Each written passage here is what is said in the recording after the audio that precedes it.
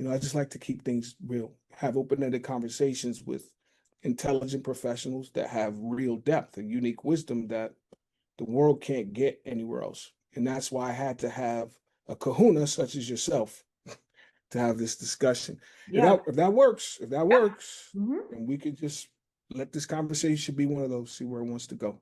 Yeah, perfect. I love that. Awesome. So wealth beyond money, that's what we're all about. And you being the doc down there, or what I like to call the Kuda Kahuna. Yeah. I know there's perspective. I mean, just knowing you, I know there's perspective in there that the world can't get anywhere else. And so that's really why I wanted to connect with you specifically.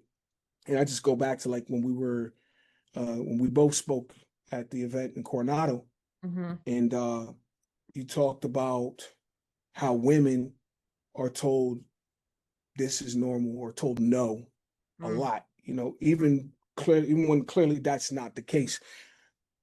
I want your perspective on like what happens psychologically Mm. to someone when the environment, the system keeps dismissing their experience like that. Yeah. I mean, I think I have a couple, like two experience, well, more than two, but I think I have two perspectives on that, both from like a personal side of things and also professionally, kind of what I see in the clinic. And I think I can speak to both. What happens in healthcare with women in this country, mainly, is that most of the concerns that women have when it comes to their just general health and well-being, but especially like around reproductive lifespan and having babies and menopause and periods and, kind of all of the things. There's not a lot of support, guidance, resources, or data that the healthcare community can provide for women. So what historically has happened over the years is, and still does, is that women go to their providers, go to their doctors, go to their nurses, whoever is kind of in charge of their care, and mention they have XYZ or they're having problems with this specific task, whether, in my world, that would be, like keeping urine in their bladder or having pain or difficulty with intimacy or kind of, whatever. And usually that's told that it's normal, like it's just normal physiology for a woman of a certain age, whether that's 35 or 62, like that's just part of what happens to their bodies. And, go with God, like stop complaining about it, like you're fine, So these pathological conditions become normal, even though prior to whatever event started them, having a baby, having a surgery, aging, whatever, they weren't considered normal. And over time, when we keep saying the same thing over and over to our medical providers, whether it's the same medical provider or different medical providers, but the majority of them have the same answer, that's like, well, yeah, that's normal. You're totally fine. Yes, it's completely fine. Like there's nothing wrong with you. Like after you have a baby and they do an exam, if you even get an exam, they'll say, well, it looks great. What are you talking about? Everything is healed. It's perfect. Like it's fine. It's fine. Those concerns and questions that women bring to their providers start to become like kind of gaslit in a way. And you're like, okay, well, maybe I am fine. Like if everything looks fine, like I don't feel fine, but maybe I'm just too sensitive. Maybe I'm just being crazy. Maybe everybody's dealing with this. Maybe this is normal. Like, is it normal? Is it like, I just thought this is what happens afterwards. Cause that's kind of the message that we're told all the time. So these concerns that have documented long-term problems for women, both physically, emotionally, in the workforce, kind of just in all these aspects of their life, become just normal.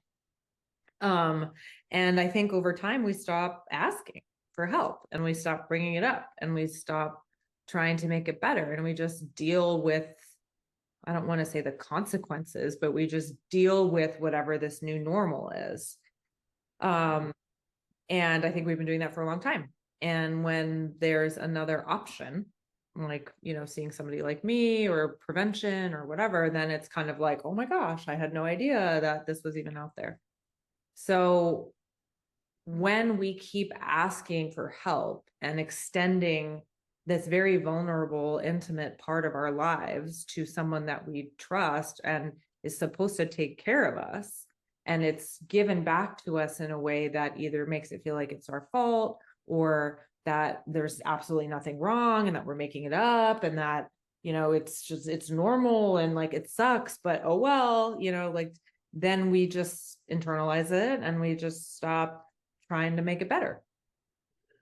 I mean, now you're a mom, and you mentioned how that affects people emotionally in the workforce, and then thinking about, as an entrepreneur, what you're doing as a parent, as a businesswoman, how does that psychologically, being told no in that way when something's not right, Mhm. it's you can't dismiss your own intuition. You Right. can't, nobody's in there but you, so something's wrong. So, what about, your experience and, as a mother and and being told no in these ways and how that's affected you as a professional? Mm-hmm. Yeah, I mean, I think it takes, I think being a mom, like adding the layer of being a mom makes it even harder, because now there's like a reason for us being irrational, even more irrational than we already are. Because now we're like the overly protective mom or the overly sensitive mom. We have all the hormones. We're just like being the crazy mom that's on no sleep and, can't be held responsible for like anything that she's saying. So Right. it took me a long time to trust my intuition and to actually listen to it and do something about it. I mean, I remember where there was a time with my oldest, he had something going on. Oh, he was a baby and he was like kind of late crawling. Like he just kind of had this funky crawl. And I remember thinking like, I don't know, that doesn't like, I don't really remember much about pediatrics and like gross milestones, things that I learned in school, but I was like, I don't know, this is like kind of strange. And I would bring it up and be like, oh no, he's fine, he's fine, he's fine. He's just like babies that develop at different times, like it's fine. And I'd be like, I don't know. And it just made me like uncomfortable. So then like we had an assessment at the house for like services, and they were like, no, he's fine, like there's nothing wrong with him. And I was like, okay, but it still didn't make sense to me. So then again I went back to the doctor another time, and I wanted him to be assessed for physical therapy, and they assessed him and they're like, yeah, he'd be appropriate for outpatient. And I was like, I knew it, like I knew there was something. And I remember like my ex-husband, now husband at the time, was like, well, why didn't you fight for him? And why didn't you? Because I was explaining that I felt bad that like the first time around he didn't get services. And I was like, I knew something was wrong. And he's like, why didn't you say something? Why didn't you say something? And I was like, well, I did, but like nobody listened, and like nobody. So then I'm just like, oh, okay. So it's like, it's hard because you listen to the intuition and you're just like, fuck, man, I know something's not right. But then everybody's like telling you that it's fine. And then when it is right, you're like, oh, I know it. But then you get in trouble for not like speaking up and using your voice. And so Right. it's like we're in this like no win situation kind of. So Right. I mean, for me, it was just like I just started to really advocate for my kids' health more than I did my own for a long time. And then when they got a little bit older and to the point where like, a little bit more self-sufficient than like babies and toddlers and preschoolers, then I Mhm. started to put like myself first and my health first and listen to that, part of me. But I mean, it's hard. I mean, say I did the same with my business. Like what you don't know, what you don't know. And like the beginning years of my professional business, like I made a lot of terrible decisions that went against my intuition because I didn't trust it. And I was like listening to other people and being like, oh yeah, I need that. Oh yeah, I can't do it myself. Absolutely. Like, I don't know what I'm talking about. So like, yeah, I need to pay them all this money to do this thing for me. When really I was like, like it didn't, I was like, I don't know. I don't like it. And they're like, no, no, trust me, trust me. And it just wasn't. And then finally I was like, all right, I get it. Like took me 6 years to make 6 years worth of mistakes. And then I'd be like, okay, I got it. Like my intuition was not wrong in any of those situations. I just didn't listen to it. I just chose to push it down because I was too afraid, I guess, of, people's responses and telling me that I was crazy. But I mean, the point, 6 years of mistakes. The Mhm. mistake is every mistake that we make. And we talked about it's a dichotomy. Yeah. There's a negative. The mistake is the negative part, Yeah. but that's 6 years is a lot of where that unique wisdom that only you have comes from. Yeah. And I imagine now that it's when it comes to just trusting yourself, period, whether it's as a parent, as a partner, Mhm. as a businesswoman, it's really about learning to trust your intuition because you Mhm. know in the context of the people you're dealing with, a lot of times it's around you know one of the most physical and emotional moments of their life, giving birth and all that comes with that. And Mhm. so when you talk about 6 years of making mistakes, I'm hearing the presupposition that you're not making the mistake of not listening to yourself right now. So Yeah. talk to me about how trusting your intuition is playing into how you're, you know, running your business now, how everything in life is elevating. Talk to me about Marcy's intuition. Yeah. So I think, yeah, I mean, the mistakes, I try not to look at them as, points of like failure, right? I look at them in this way of like, okay, well, I'm glad that I made those mistakes and had that experience because that's giving me historical proof that I can, in fact, trust my tuition. Like one particular example, like concrete example, would be a couple years ago, I went into this coffee shop and they have this payment model of pay what you want for your coffee. And Mm-hmm. I was like, never saw that before. And I thought that was awesome. And it's like this little mom and pop shop, and you can get whatever you want coffee wise. And you put in on the iPad, like how much you want to pay for it. And, part of their mission is, community and creating space for people and meeting people where they are. And, maybe you have a little bit extra money this month and you could potentially, give like buy somebody a coffee by paying more, for your coffee, and it helps their business and bring, and maybe other times you need a little bit of help, so it's like, I really love that idea. And at the time, I was working with this marketing agency who was, taking over kind of the back end tech stuff, like email lists and campaigns and funnels and, sales strategy and scaling and ads. Like they were supposed to be taking over everything on the back end to scale the business. And I could focus on the content, which is sounded great. And Right. I wanted to do that. I wanted that model, that like kind of choose what you want to pay model. I thought that was awesome. I really loved the thought of women being able to decide, kind of take that decision back into their hands. I like the idea that this could be accessible to more people, that we take away a barrier that is, the financial barrier is huge, especially in Mm-hmm. women's health and especially with pelvic floor stuff. Like I felt that idea really resonated with the core values of the business and like the mission, and really why I wanted to do this online situation.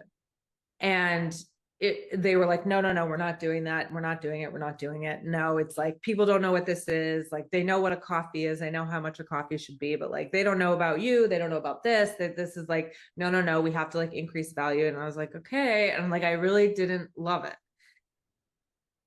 because I felt like I was just like, what I loved about doing this work started over time, like going away. Like, it just was kind of like, filtering away.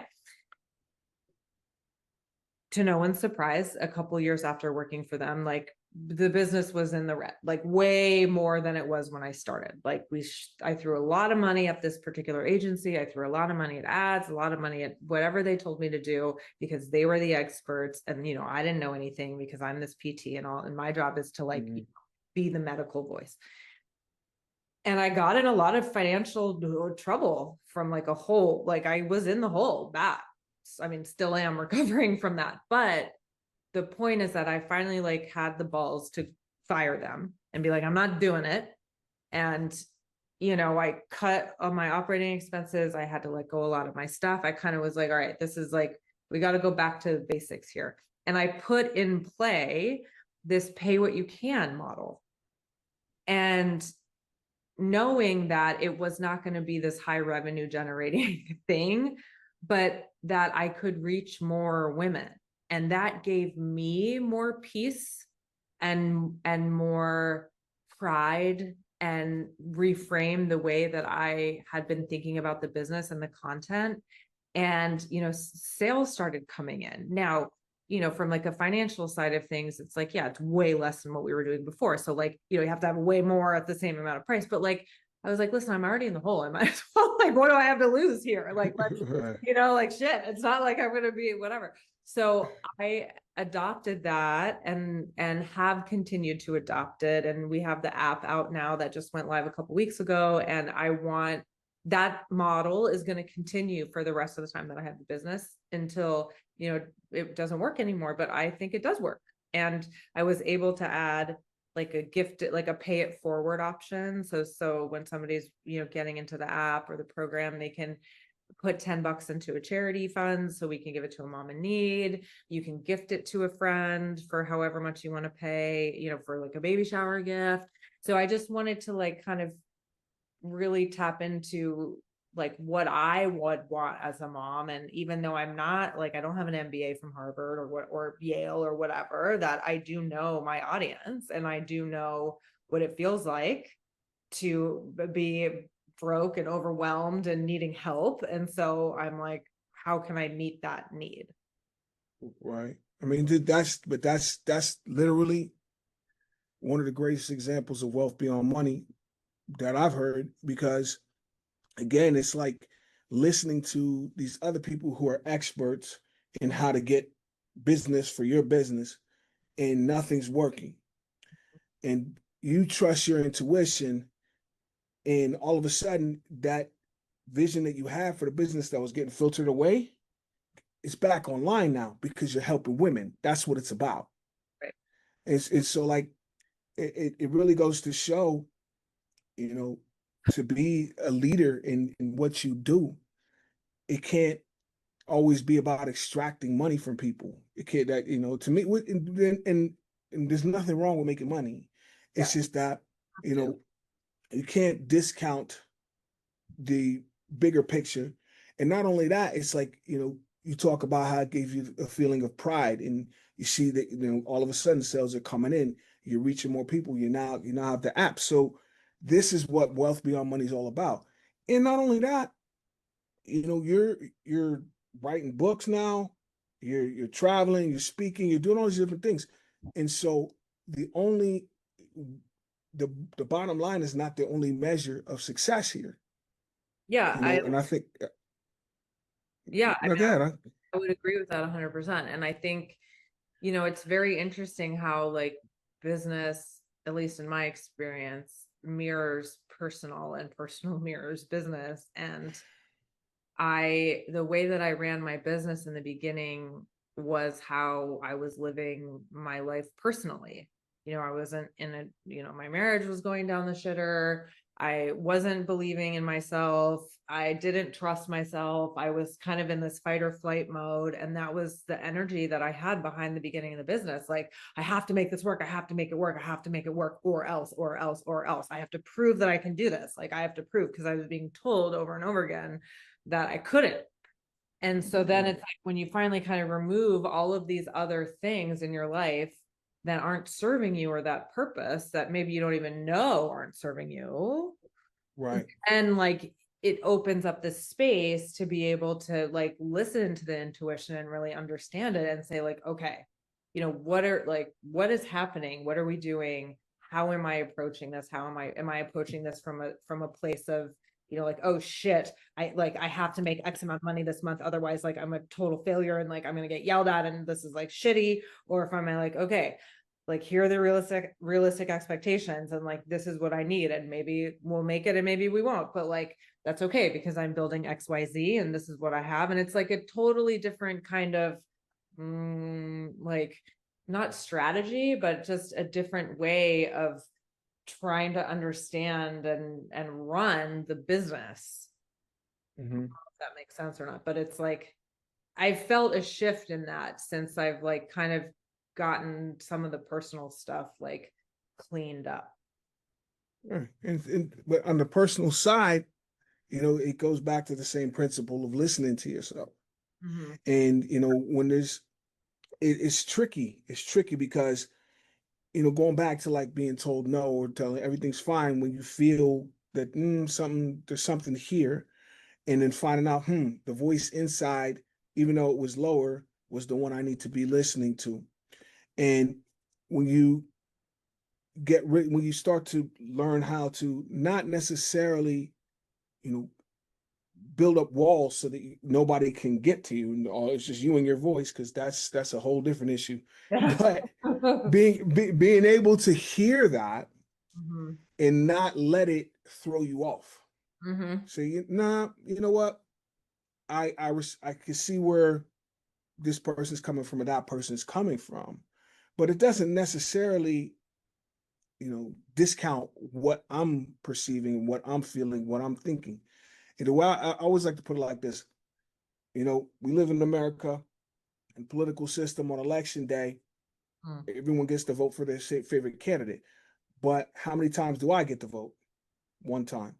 How many times does my doctor or my lawyer or anybody else, how many times do they get to vote? One time. So all things being equal, I'm gonna go with what I think. Mm. If I meet somebody who gets two votes, I may sit down and listen. But Mm. until I meet that person, I'm Yeah. always gonna go check, start here. Mm. And then another thing you said is a lot of times we tell ourselves a story that seems smart, Mm-hmm. but if we repeat it too many times, it may throw us off. And that story is, I don't know what I'm doing. Mm-hmm. And if I keep saying that, then I'm gonna keep looking outside. And like you said, the pattern is everybody's telling me not to trust myself, which then reinforces that I don't know, and on and on and on.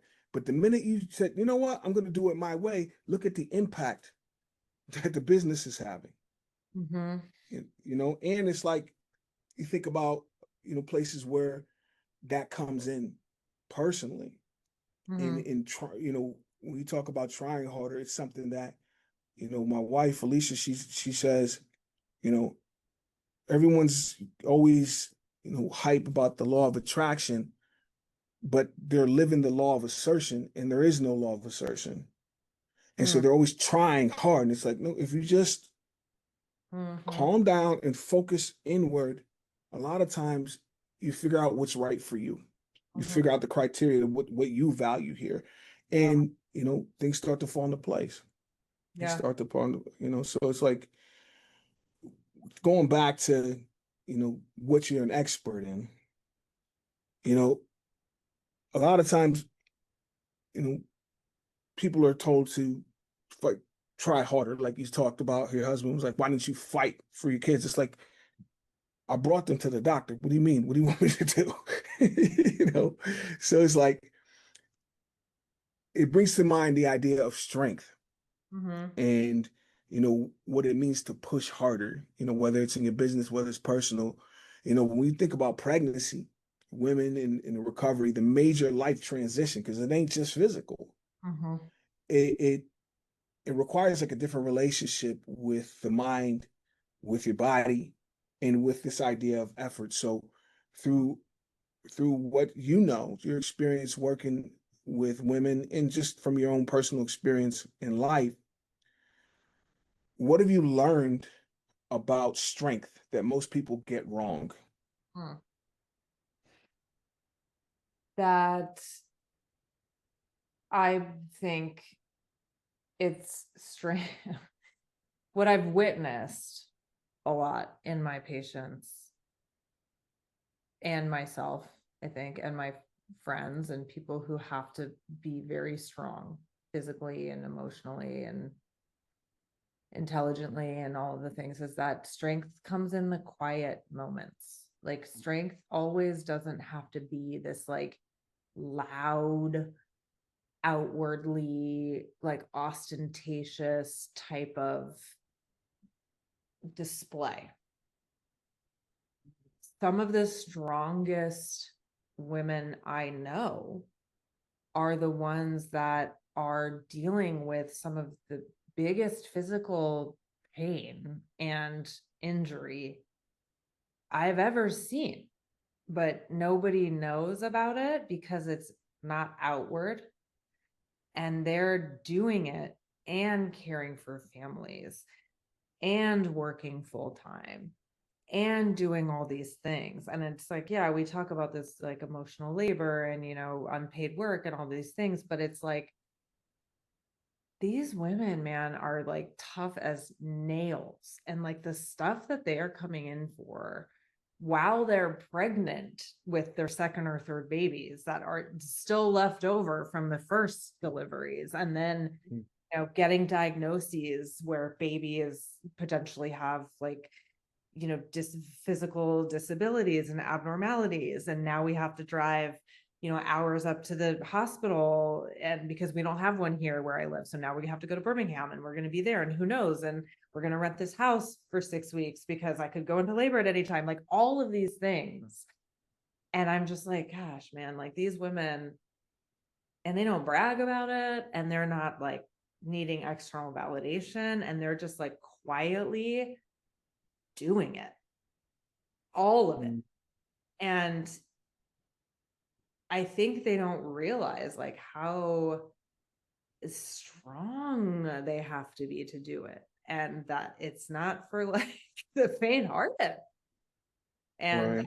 and I just really respect that the strength is built in these like really tough, quiet times that seem mundane, but it's like, I mean, for me, it's like I feel like I build my strength and integrity in these like moments with my sons at night in bed when we're like going to sleep and we're talking about the day and we're, discussing hard things. Like that's strength for them. And, Right.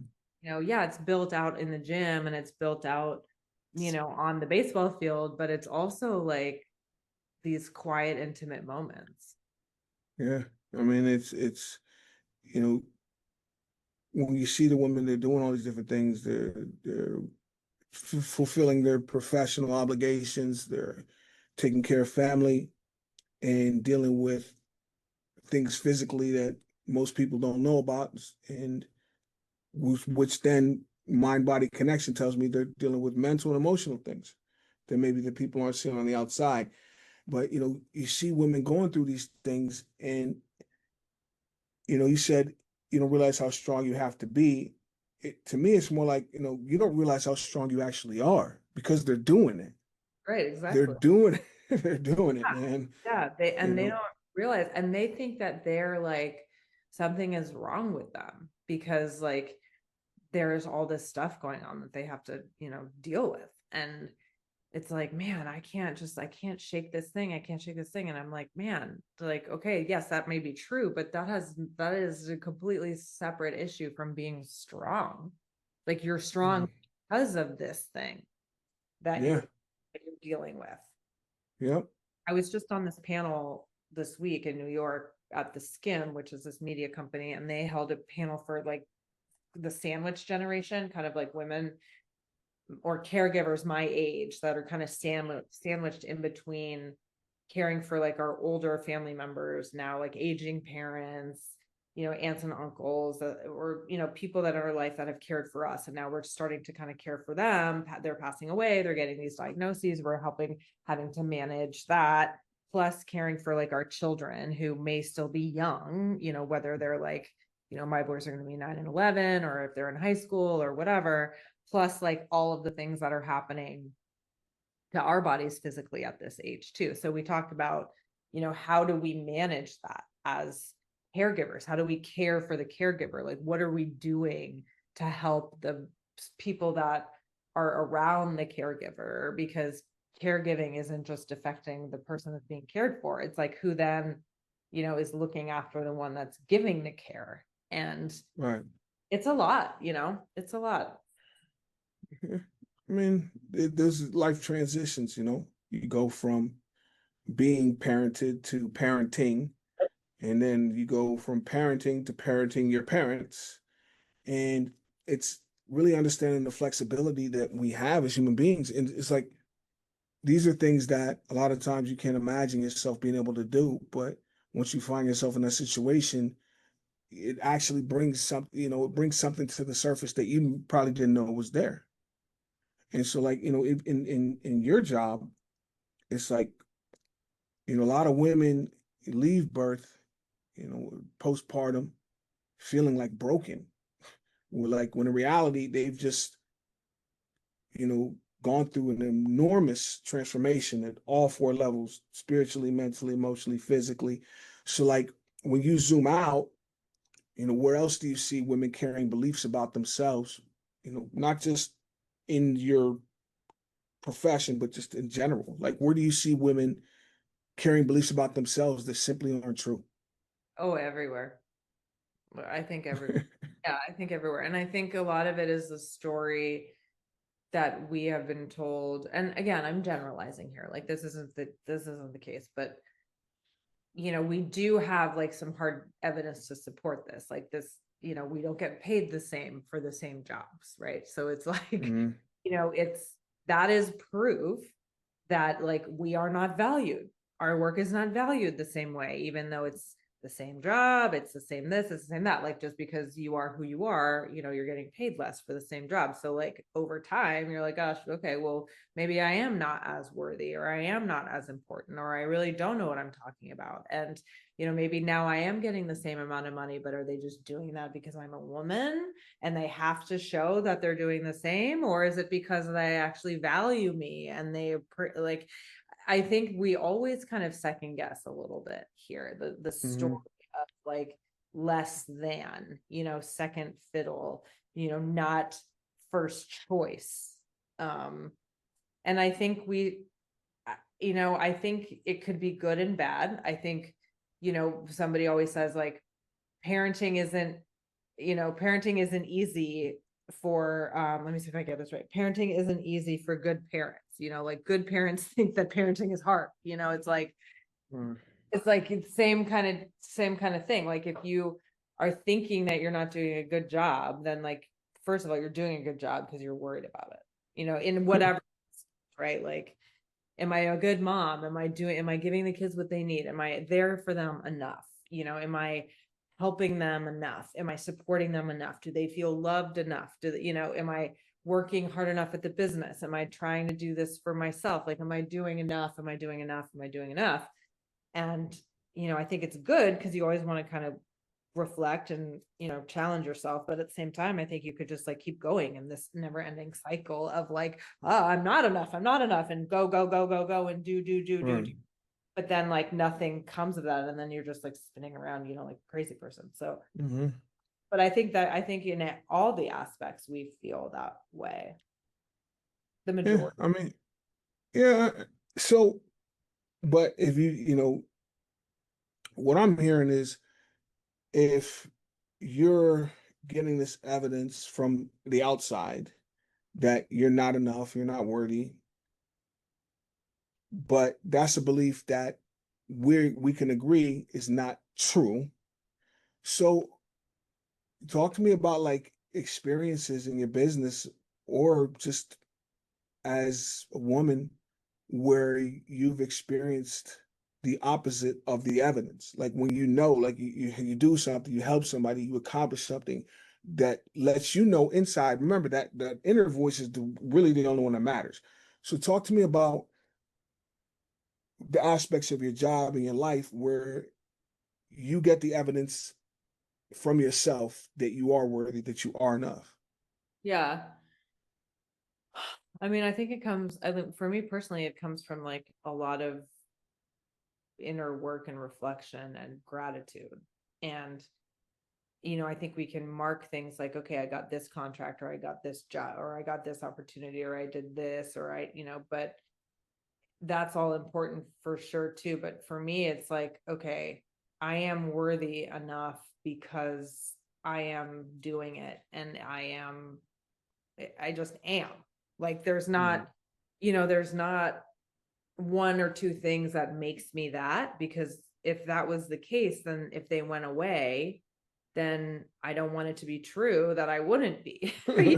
Right. So it's like, I think you have to, the royal you have to kind of think about, like, okay, like, I am deserving and worthy of all of this because I am deserving and worthy, and of whatever it is, even the hard stuff, right? Like, you need to have the hard stuff so you can, like, experience the good stuff, and vice versa. But I tell my patients all the time, like, you guys are doing the right thing. Like, you are winning, quote unquote, because you're doing the things that are hard. You're doing the things that are challenging. You're thinking about other people. You're being kind. You're compassionate. You're putting yourself first. You're seeking help. You're being humble. Like, all of these things, like, you are changing the narrative, especially Right. when you start to put yourself first, because for a long time, women and moms, like, we didn't do that. And we still Right. don't, like, knee-jerk reactions, we don't, but that story, that narrative is changing. And I think we can change the story every day if we want to. Yeah, I guess it's really like, just go back to when we were kids. And one of my favorite games to play when I was a kid was make believe. And the way the game's played is just me telling a story about me. Mhm. That's make believe. And, you know, when your boys were playing make believe, or when you were a kid playing make believe, you would never choose a story about you in which you were less than, not worthy, not deserving, not good enough. But all of a sudden, somebody else's kid from the outside, feeds me a story, and all of a sudden I decide to subscribe to it. And what I'm hearing you say is like, you gotta control the narrative in here about yourself, and make sure that you can't change everybody else. You can change the system over time, which is what you're doing, in your profession. But in the immediate, it's just recognizing, what story am I accepting about myself, or what story am I telling about myself? And again, just remember that no matter how old we get, we're still that kid. So I would never choose that disempowering story. So it can't possibly be true. That's Right. just the way I look at it. It can't be, Right. And why, and right, exactly. And, like, why would we even want to put that energy around us, Yeah, yeah. And so it's like, and that's where strength kind of comes in. Like, you got to be able to sit there and recognize these things, these Mhm. stories, these things that people say, and not let it take over Mhm. your story about yourself, your narrative, your emotional state. It Mhm. can't I can't let that negativity, override my positivity, or as I like to say, nothing is throwing me off my aloha. Mhm. Nope. I'm Yeah. living aloha, and that's Right. it. So people can say, they can say what they want to say, really, really. Yeah. And so, you know, I just what the work that you do just fascinates me because it's so different Mhm. than anything I deal with. And so, that's really why I want to have this conversation. Because, like, one thing that I deal with is transit helping people in transitions. And so that's where you and I kind of do the same thing, just different parts, different aspects of the person. And so when you talk about childbirth, that's a major life transition. And just like in life transitions that I help people with, there comes a point where the old identity no longer fits, Mhm. but the new one hasn't fully formed yet. Mhm. You're kind of in this liminal space. So when you Mhm. think about the women you serve and the transitions they're going through, what helps somebody move through that space well and step into this new identity, this new me, if you will? Yeah. Oh my gosh. I mean, I think that's $1 million question. So, I mean, just to be, like, sciencey and nerdy at one point right now, there's actually, like, a term for this period of a woman's life. Like, if we're saying specifically from, becoming a mother. Okay. And so it's called matrescence, which is the same as adolescence. So the idea behind Okay. that, it's this period in life is so profound, and there is so much identity change and sense of self, and coupled with hormones, that it's Right. just as significant in a woman's life as adolescence, because you are literally transforming into this different version of yourself. Like, you have to Right. shed this old version because now you're a mother, and that's completely different than it was before you were a mother. So your whole life changes physically, emotionally, hormonally. You're not just living for yourself anymore, right? You're like keeping your children alive and doing all these things. So Right. this is a huge transition for women, huge, physically, Right. emotionally, spiritually, all the things. So I think the most important thing, and what I have seen over my years in the clinic of doing this, and also me going through it myself and continuing to now, transition into perimenopause and like all this shit, is support. Like, you have to have support. You have to have people in your life that are there for you and bring you to like a higher level. Like, you can't be around people who will allow you to sink back into a version of yourself that is not healthy or strong or whatever the case may be. Now, you can have bad days, but the ideal kind of outcome needs to be you embracing this new self and this new identity with like compassion and love and empathy and like rising to the occasion and that sort of thing. And the people around you have to be able to support you with that. And if you don't have that support in your life, however you get it or however you need it, then like that transition is infinitely more difficult. Yeah. I mean, it's you know, there's other transitions. Like, again, you mentioned your ex-husband, so there's a Mhm. transition when you go from being married Mhm. to being single, and when you're have a vision as an entrepreneur, you go and you go for it, whether you're going for straight out of school into starting your business, or going from working for somebody else into following your heart and your mission. So talk to me about you know some of those other personal transitions as a woman, and how that plays out, and what helps you move through different other types of transitions.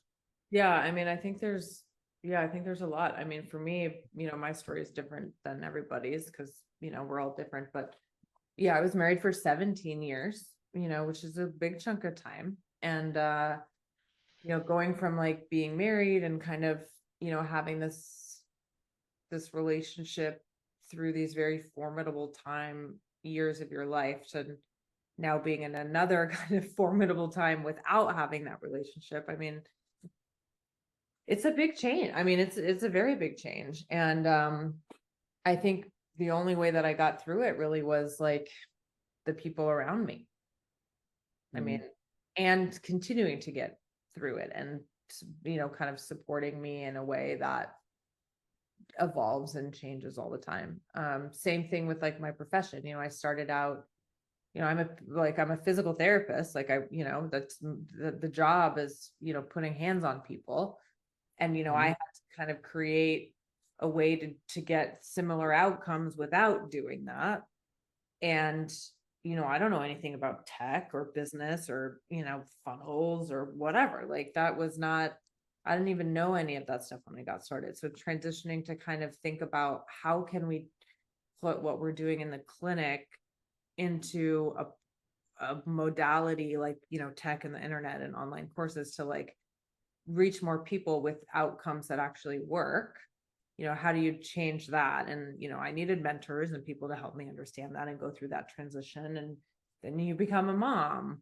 Well, I was a mom before I did that, so it was like flip-flop, but then now you're a mom. So it's like, how do you get through the transition of like, being able to kind of at a moment's notice do whatever you wanted, to Mm-hmm. now being like, okay, how is this going to affect my family? And no, I can't do this. And like, I don't want to do this and I want to be home with my kids, or like, okay, I really wish I wasn't home with my kids. Like, and being okay with this dichotomy too, and not feeling like a shitty person because you need a break, doesn't mean you don't love your kids, just means you need a break. So it's like, looking back, I mean, I think that how I got through all of the transitions personally, professionally, all the things was like the people in my life and being Yeah. able to let some of them go, being Yeah. able to say like, it's not, this relationship's not serving me. Like, you're not, it's not healthy anymore, whether that's my Yeah. husband, ex-husband, or friends, or whoever. I mean, it's not that simple, obviously, but I think you have to be able to have enough wherewithal to understand who's there for you really, and who's helping, and versus like who's not. Yeah. I mean, and we talk about getting rid of people. It's goes back to what I say about protecting your aloha. It's like, listen, it's Mm-hmm. all about, even as I'm going through this change, the change, generally speaking, is supposed to be a positive thing. When you go from, not being a mother to a mother, that's like you're leveling up. Life is getting better. And if anyone out here is stopping me from tapping into that energy of this experience, that's where the boundaries come in. And, getting rid of people, that action really is a declaration to your own self-worth Mm-hmm. and saying that, you know what, I got to protect the energy that is me Mm-hmm. from whatever this person or the situation is bringing into my world. And Yeah. and you know it's amazing because we talked about parenting, we talked about relationships, we talked about you know childbirth and business and all kinds of different things. And that's what I mean. That's your unique wisdom. There's not a lot of people that could sit there and give real insight into all these different aspects of what it is to be an entrepreneur, to have a larger mission than just making as much money as you can. Yeah. And so, when you think back on the early days Mm-hmm. of building your practice and juggling the kids, Mm-hmm. financial pressure, in a mission that other people didn't fully understand. Talk to me about if there was a moment where you realize this is why I have to keep going.